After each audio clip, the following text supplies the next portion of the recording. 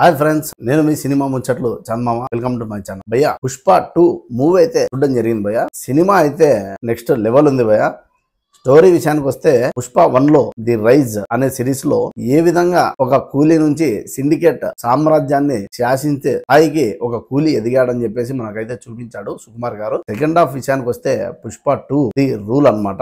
ఇక్కడ మన రూల్ ప్రకారం జరిగిందా లేదా ఈ విషయాలన్నీ డిస్కస్ చేసుకుందాం భయ్యా. ముందుగా చెప్పుకోవాల్సింది, క్యారెక్టర్ బేస్డ్ మూవీస్ లో ప్రొటాగనిస్ట్ క్యారెక్టర్ ఎంత స్ట్రాంగ్ గా ఉంటే సబ్జెక్ట్ జనాలకి అంత బాగా కనెక్ట్ అవుతుంది అన్నమాట. ముఖ్యంగా ఈ సినిమాలో అదే జరిగింది. ప్రొటాగనిస్ట్ స్క్రీన్ మీద కనబడించినంత సేపు మాస్ ప్రేక్షకులకైతే సీట్ ఎడ్జ్ లో కూర్చొని మరి ఆ మూమెంట్స్ ని ఎంజాయ్ చేయగలిగారు. సినిమా సగం సక్సెస్ అక్కడే వచ్చేసింది. ఇంకా నెక్స్ట్ విలన్ గానీ ఆపోజిట్ క్యారెక్టర్స్ ఏవైతే ఉంటాయో అవన్నీ కూడా సుకుమార్ రైటింగ్ తో నెక్స్ట్ లెవెల్ కి తీసుకొని వెళ్ళాడు. అందుకే సినిమా అయితే అలా బాగా పండింది భయ్య. స్టోరీ ఎలిమెంట్ ఉన్నదే అయినప్పటికీ ఇక్కడ స్క్రీన్ ప్లే తో సుకుమార్ మరోసారి మ్యాజిక్ చేశాడని చెప్పాలి. సుకుమార్ గారు మ్యాజిక్ చేయడం పక్కన ఉంచితే శ్రీవల్లి క్యారెక్టర్ మరియు అల్లు అర్జున్ గారి పర్ఫార్మెన్స్ తో సినిమాని ఎంత బాగా ప్రేక్షకులు కనెక్ట్ చేశారంటే, సినిమా స్క్రీన్ మీద చూస్తున్నంతసేపు వాళ్ళ ఇద్దరి కెమిస్ట్రీ కూడా నిజంగా వీళ్ళు వైఫ్ అండ్ హస్బెండ్ ఏమో అనేలాగా అనిపించింది. ఇంత బాగా పండించారు. శ్రీవల్లి కూడా ఈసారి తక్కువ కాకుండా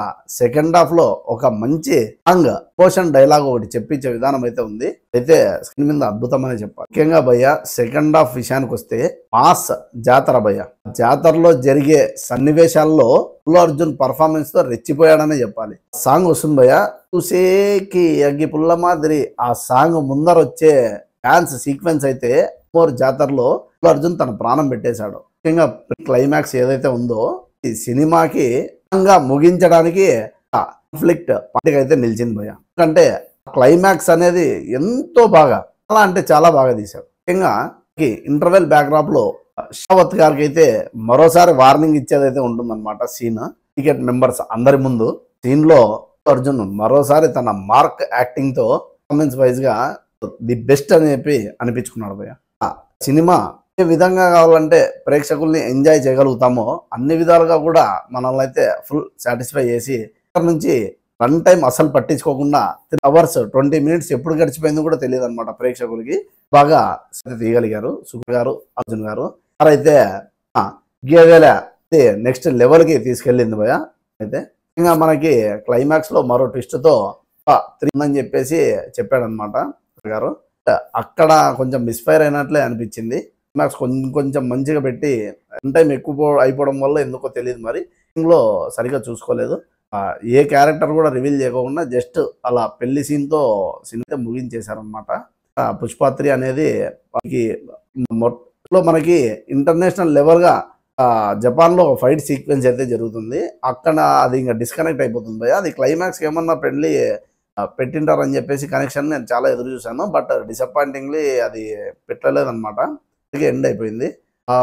ఒక్క విషయంలో తప్పించి అన్ని విషయాల్లో కూడా కుమార్ గారి ట్రేడ్ మార్క్, అల్లు అర్జున్ గారి యాక్టింగ్ తో పర్ఫార్మెన్స్ వైజ్ గా సినిమా అయితే లెవెల్ కి తీసుకెళ్లారు.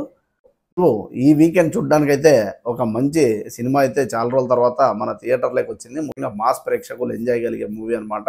ప్రేక్షకులు మాస్ ప్రేక్షకులనే కాదు, ఫ్యామిలీస్ కూడా చాలా మంచి కనెక్ట్ అవుతారు ఈ సినిమాకి అయితే. పేరు లేకోకుండా బాధగా పెరిగిన వ్యక్తి తన ఫ్యామిలీస్ అన్ని ఎలా కలుసుకున్నారని చెప్పేసి ఈ సినిమాలో మంచి సెంటిమెంట్ ఎలిమెంట్స్ కూడా చాలా ఉన్నాయి. ఇలాంటి మంచి అయితే మిస్ కాకుండా మీరు ఇలాంటి రివ్యూస్ కోసం నా ఛానల్ అయితే సబ్స్క్రైబ్ చేసుకోండి.